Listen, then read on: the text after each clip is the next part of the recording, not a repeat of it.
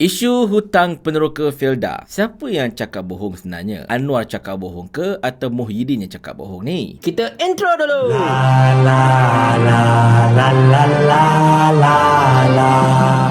Assalamualaikum warahmatullahi. Sejak 2 menjak ini kecoh pula lah pasal isu hutang peneroka Felda. Macam mana yang anda tahu, pada tahun 2021, Tan Sri Muhyiddin Yassin selaku Perdana Menteri telah mengumumkan kerajaan dan Felda telah mencapai persetujuan untuk melupuskan 8.3 bilion ringgit hutang para peneroka Felda, melibatkan lebih kurang 80% daripada jumlah hutang mereka secara keseluruhannya. Dan perkara ini memang sangat-sangat disambut baiklah oleh para peneroka pada ketika itu. Dan benda itu pun dah berjalan dan sebagainya. Tengok-tengok pada 24 hari bulan Februari tahun 2023, Menteri di Jabatan Perdana Menteri iaitu Datuk Seri Azalina Osman Said berkata, kerajaan memutuskan tidak meneruskan program pelupusan hutang peneroka Felda yang telah dipelopori oleh Tan Sri Muhyiddin pada ketika itu. Dan benda ini memang mengelirukan lah. Para peneroka duk tanya-tanya, asal pula kerajaan kata tak nak teruskan pelupusan? Benda dah bayar, habis kena bayar balik ke macam mana ke? Mereka dah ada confused sebab pengumuman kerajaan itu pelik bagi mereka. Tapi tak apalah, benda pun senyap pada ketika itu walaupun terdapat backlash dan sebagainya. Dan tak kurang juga ada anak-anak papa yang duk pertikai, hutang kenalah bayar, tak adil dan sebagainya, habis duit rakyat digunakan untuk bayar hutang Felda bla bla bla dan sebagainya lah. Tapi tak apa, benda itu kita tolak tepi sebab saya tak nak masuk dalam bab teknikal untuk hal ini. Tengok-tengok sekonyong-konyong baru-baru ini Datuk Seri Anwar Ibrahim pula mendakwa beliau telah berjaya menyelesaikan 8.3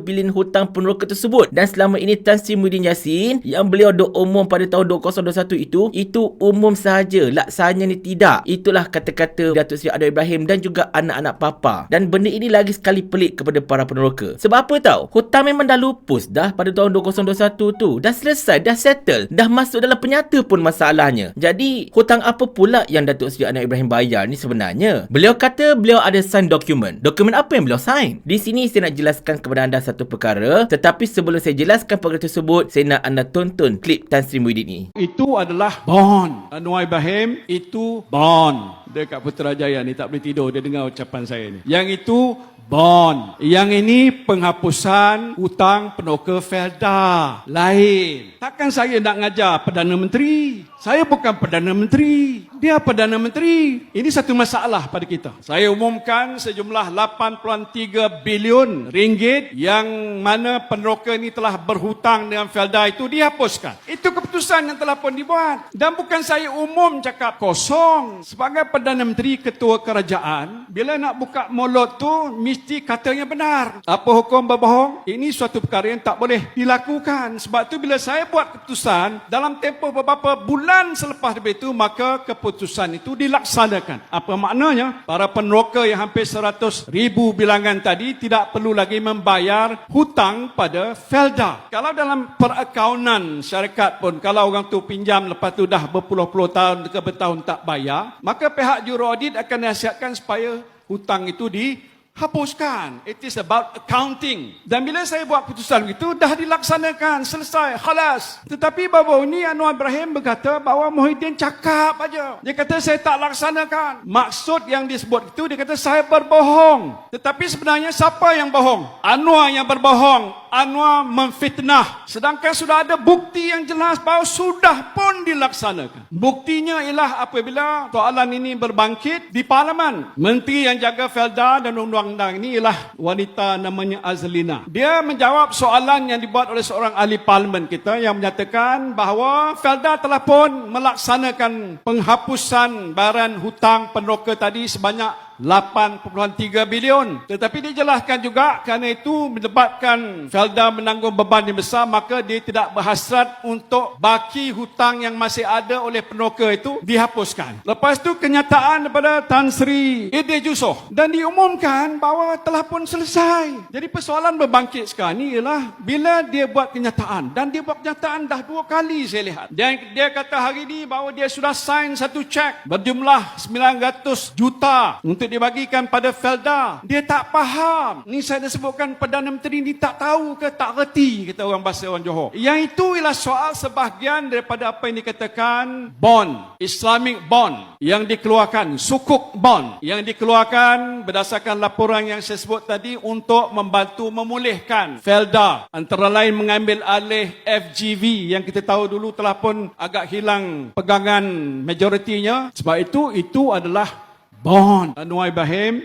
itu bond. Nampak tak dekat situ tuan-tuan puan-puan sekalian? Sebenarnya, apa yang mungkin dimaksudkan oleh Perdana Menteri itu ialah bond. Bond ataupun sukuk yang telah diterbitkan oleh Felda untuk membayar hutang-hutang Felda itu sendiri kepada bank-bank ataupun mana-mana institusi. Benda ini adalah berbeza sama sekali dengan hutang peneroka Felda. Kena faham satu perkara Hutang peneroka Felda adalah perkara lain. Sukuk ataupun bond yang diterbitkan Felda itu adalah perkara yang lain sama sekali. Tidak sama, langsung tak serupa, benda yang berbeza. Itu anda kena faham. Hutang peneroka pada tahun 2021 telah pun diselesaikan, telah pun dituntaskan oleh Kerajaan Perikatan Nasional pada ketika itu. Cuma sekarang ini yang tinggal merupakan terbitan-terbitan sukuk oleh Felda yang bertujuan untuk membayar hutang-hutang Felda kepada institusi-institusi luar seperti bank dan sebagainya. Sebab Felda ini memang mengalami masalah kewangan sejak zaman Isa Samad. Yelah, pada ketika itu dok banyak sangatlah labur sana labur sini dan banyak sangat pelaburan yang tak menjadi. FGV sebagai contohnya, ada banyak isu dan macam-macam lagi lah. Jadi benda-benda ini yang menyebabkan Felda ada banyak hutang dekat luar. Jadi untuk menyelesaikan hutang-hutang tersebut dan juga untuk membantu Felda membeli kembali FGV,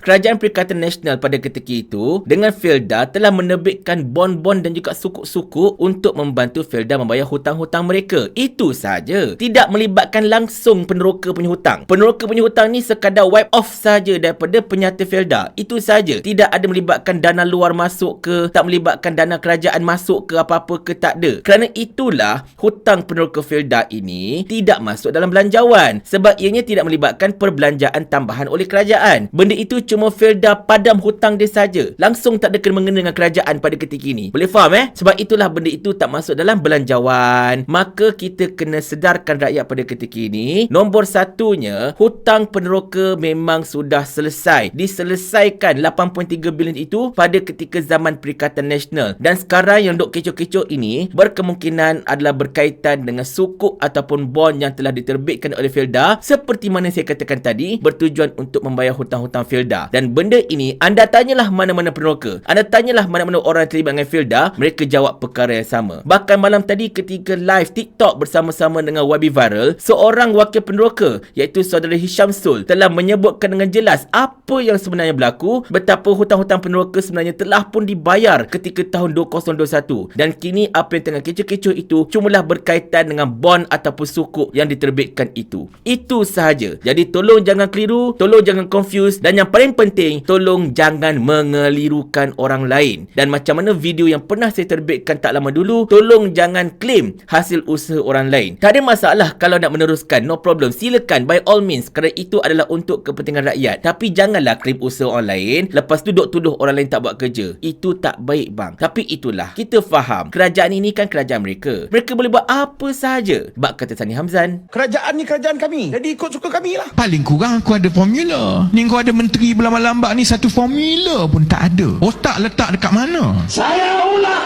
Sampai Abang Jamil mampus.